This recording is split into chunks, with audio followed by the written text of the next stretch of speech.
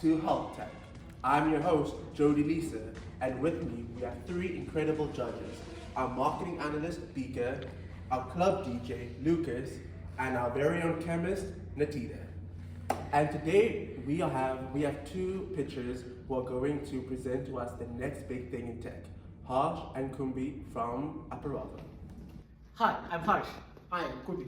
and we are representing Aparavi Toolchains. Today we'll show you how Aparavi can bring solutions to your daily lives. Looking at me, Kumbi, what do you think my biggest issue is right now? The biggest problem you have, Harsh, right now is your hands. I wish I had a buddy to help solve this issue. But Harsh, 3 days back, I remember you recorded something on how we can bring health solution using the Aparavi tool. Let's cut back to me from 3 days ago.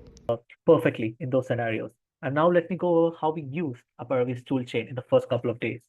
So what we found while working with Aparavi is it's really good if we have the data collected and stored somewhere. It's really helpful to extract data from these PDFs, words, and store it in a VV8 vector store or our data storage. So this is something which we found Aparavi to be really good at. So going over our chain over here, tool chain over here, we have our data source which was hosted on Amazon S3. We passed the data with some processing and embedded it with OpenAI, and then finally stored it in the VV8 vector store as part of documents or collections. And this would be utilized to access our chatbot. Let's go over the first version of our chatbot. As you can see, this is our local chatbot, which is available only to me right now. Firstly, I'll have to choose a collection. Let's go with health. And then let's see what are the contents available to us. As you can see, I'll have to send the message. It really does answer quite well.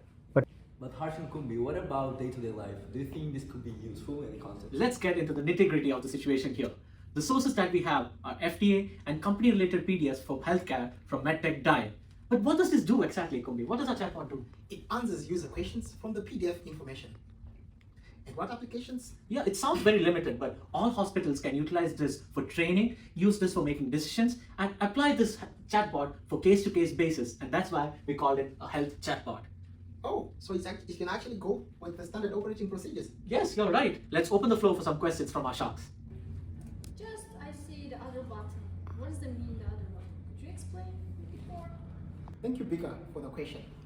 You realize that our main focus was health, but our day-to-day lives is faced with a lot of other activities, including job prospects, standard operating procedures of jobs. Ash, do you want to take it on?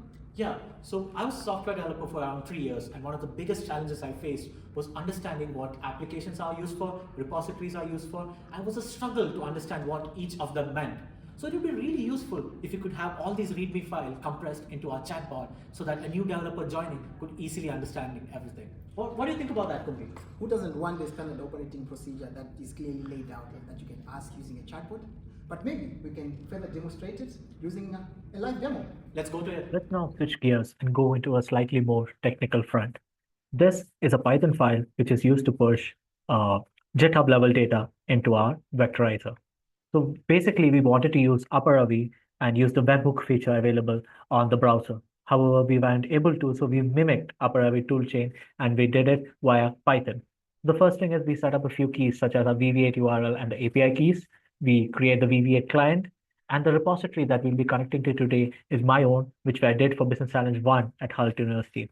So these are the two repositories. The first one is a Java Spring Boot application. The second one is a Python notebook, which has these different schemas such as README, commits, and issues.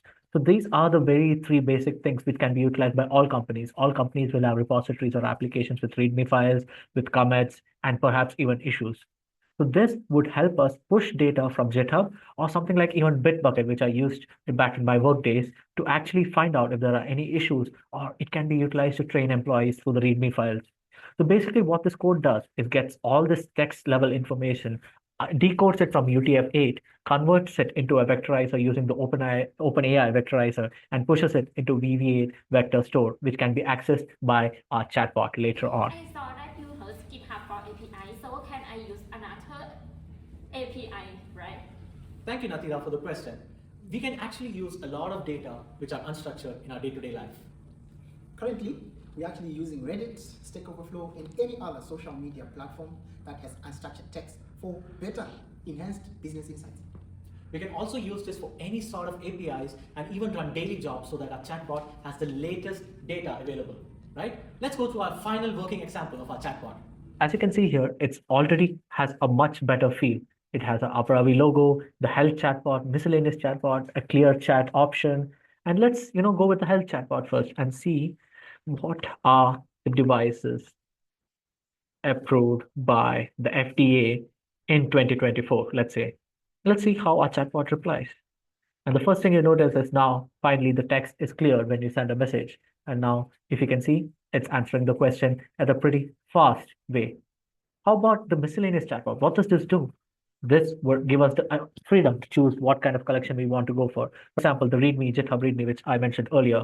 So let's see what are the repositories you can access. So again, this should give us two repositories which are stored there.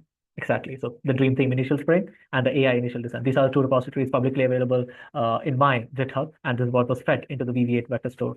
As you can see, even the clear chat option clears everything up, health chatbot. And now this is a final working version of the Aparavi toolchain or Aparavi bot, which contains our health chatbot as well as miscellaneous chatbot. So, Harsh and Kumi, what is your ask? $100,000. For 1% equity. Sharks, are you down for this? I can invest 500,000 for 5%. 700,000 for 5%. I want 20% and invest $20 million.